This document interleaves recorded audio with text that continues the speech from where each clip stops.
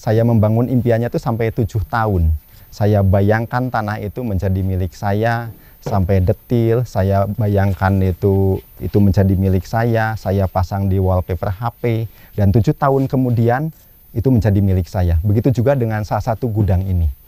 Ada beberapa gudang yang dimiliki oleh PT Surya Cipta Perkasa, produk yang dulunya 18 beberapa tahun yang lalu, saat ini sudah 20 item lebih, dan itu dibagi di beberapa lokasi gudang dan beberapa lokasi produksi.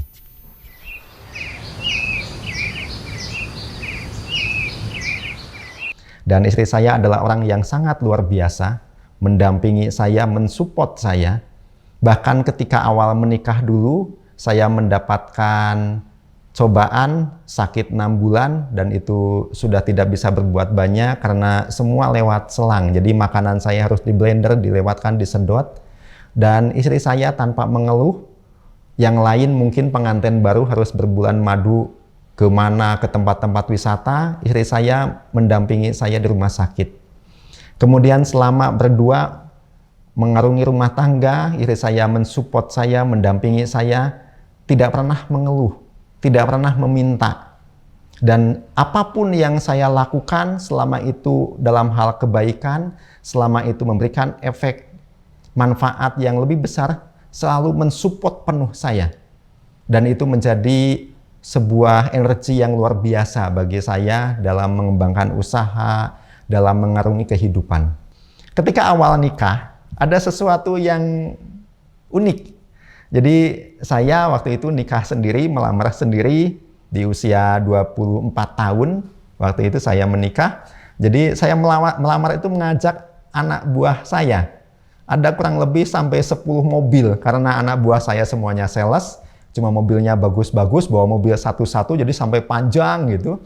Nah kemudian ketika awal menikah, saya bilang ke istri saya bahwa besok akan saya belikan mobil Mercy.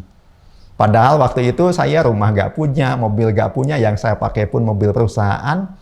Tapi istri saya itu pede banget. Diceritakanlah ke mertua saya. Ya semuanya menertawakan. Tapi alhamdulillah impian yang saya berikan waktu itu, yang saya janjikan, saat ini bisa saya penuhi semua.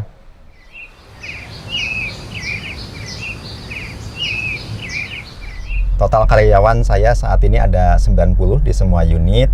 Saya buat memang sistemnya efisien, jadi tidak begitu membutuhkan karyawan banyak sekali. Yang tidak tetap itu yang lebih banyak. Jadi untuk di lahan itu bukan karyawan, mereka hanya tenaga harian lepas. Perusahaan yang dilakukan saat ini perusahaan untuk berbagi kepada masyarakat sekitar. Seperti di awal pandemi, kami membagikan ada 10.000 pack benih dibagikan ke masyarakat sekitar, bahkan nasional. Jadi sampai Aceh, Sumatera, Kalimantan, NTB waktu itu. Kemudian kami juga di perusahaan itu membagikan sembako rutin ke masyarakat sekitar pabrik atau lokasi usaha, ke masyarakat miskin. Kemudian memberikan beasiswa juga bagi anak-anak yang tidak mampu dalam biaya untuk menempuh pendidikan. Untuk masyarakat umum, di dekat kantor itu dibangun masjid. Untuk awalnya masjid itu dibangun untuk karyawan, kemudian setelah berkembang semakin banyak jamaah dan itu diperuntukkan untuk umum. Kemudian ada gor untuk olahraga juga, itu bisa diikuti oleh umum, bisa bergabung di situ dengan karyawan yang ada. Masjid Ar-Rahman supaya bisa melayani jamaah dengan baik, dikelola dengan profesional.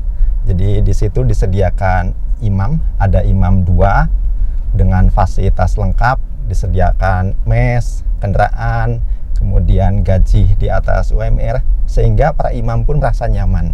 Nah, ketika masjid itu disediakan imam tetap, bacaannya bagus, kemudian masjid juga difasilitasi dengan AC, yang jamaah di situ bisa merasakan nyaman, masjidnya selalu bersih.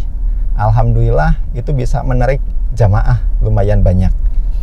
Tadinya masjid di komplek kantor yang kami beri nama Masjid Ar-Rahman itu diperuntukkan untuk karyawan, kemudian untuk para musafir.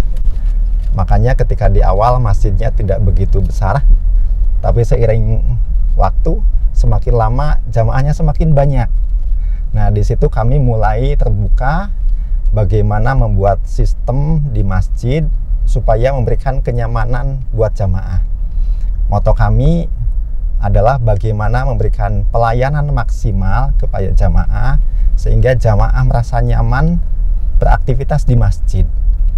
Jadi masjid dikembalikan sebagai fungsi awal apapun yang berkaitan dengan kegiatan umat. Jadi tidak hanya untuk sholat, untuk kajian, tapi ke depan juga kami akan mengadakan semacam pelatihan di masjid itu.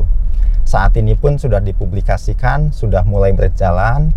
Apapun kesulitan yang dihadapi jamaah, dihadapi umat pada umumnya, itu kalau misalnya tidak bisa makan, tidak bisa bayar sekolah, tidak bisa bayar kontrakan, kami persilahkan untuk datang ke masjid. Insya Allah nanti masjid akan memberikan solusi, dan saat ini sudah berjalan dengan baik. Kemudian di masjid juga kami menyediakan fasilitas wifi supaya anak-anak muda itu lebih banyak beraktivitas dan betah di masjid. Mungkin awal hanya memanfaatkan wifi, tapi sedikit demi sedikit mereka semakin mencintai masjid, semakin senang di masjid, dan pasti lama-lama akan beribadah di masjid.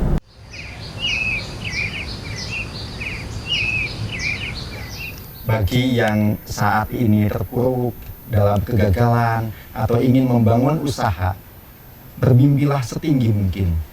Kemudian yang paling utama, utamakanlah urusan akhirat, tapi tetap bekerja keras, tetap berikhtiar dengan maksimal. Kalau misalnya saat ini dalam kemiskinan, pendidikan tidak tinggi, keluarganya mungkin broken home, tetap bisa sukses.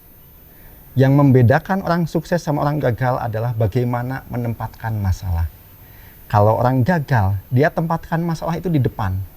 Saya nggak sekolah, saya keluarganya broken home, saya tidak memiliki modal, saya tidak mungkin sukses.